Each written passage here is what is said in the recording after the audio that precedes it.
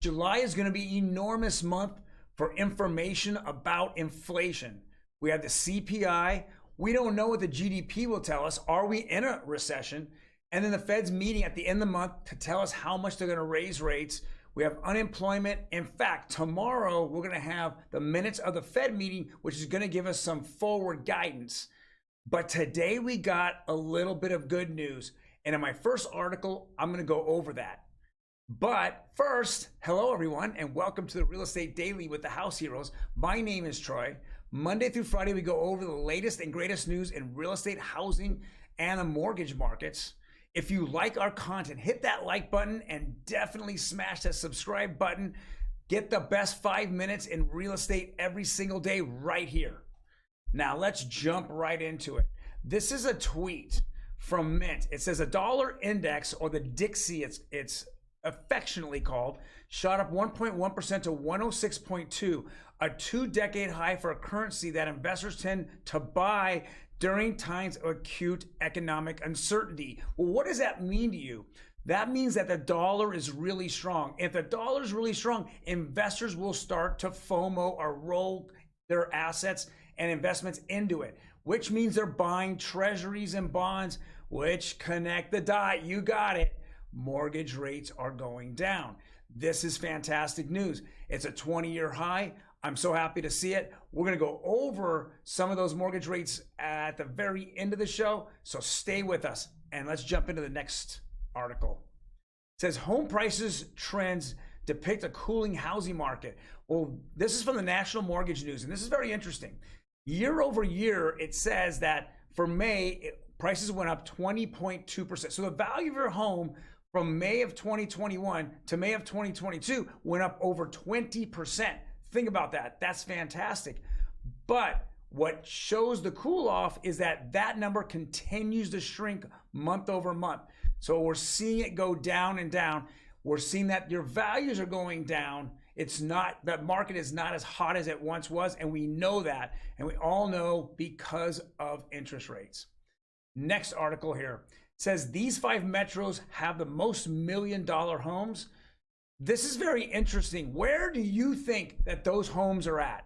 Well, let's go down this article from CNBC, and it's crazy because the top 4 are all here in Southern California. Actually, 2 of them are in Central California, 2 of them are in Southern California, but 4 are actually in California, and the last one's in New York.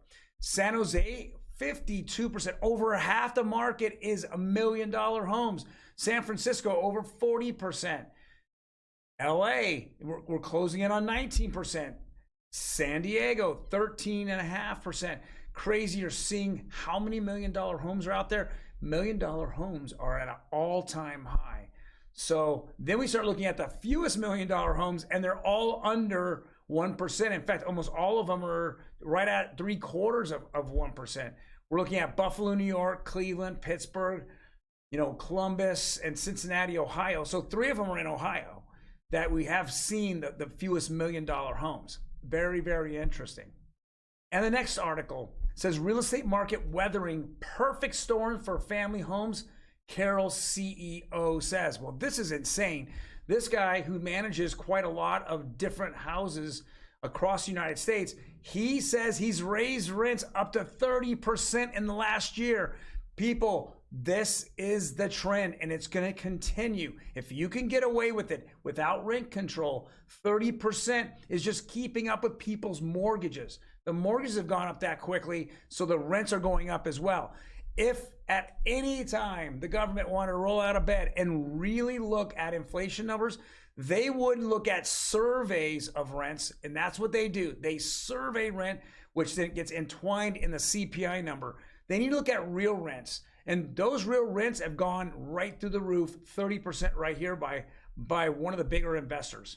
And the last article is from Optimum Blue. This is not financial advice, but we're going to go over what those rates are from last Friday.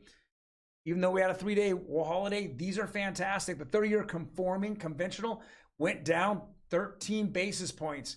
We're looking at 9 basis points on 15-year. Look at the jumbos, down 17 basis points. And then the FHA down another 9. This is at 3-week lows. We're starting to see a lot more applications go through some of these mortgage companies. This is good news. Now, does that mean more sales? We're going to find that out sometime in the next week or two. But otherwise, we are looking at a very good, at least a very optimistic mortgage market right here. Well, thank you very much again for joining us. Guys, if you have any comments, please leave them below. Otherwise, I will see you tomorrow. And don't forget, check us out on Instagram. I will be on Instagram. I have our team on Instagram going over some of the tips and tricks that we do to get homes sold, as well as to beautify and make them look better. Take care.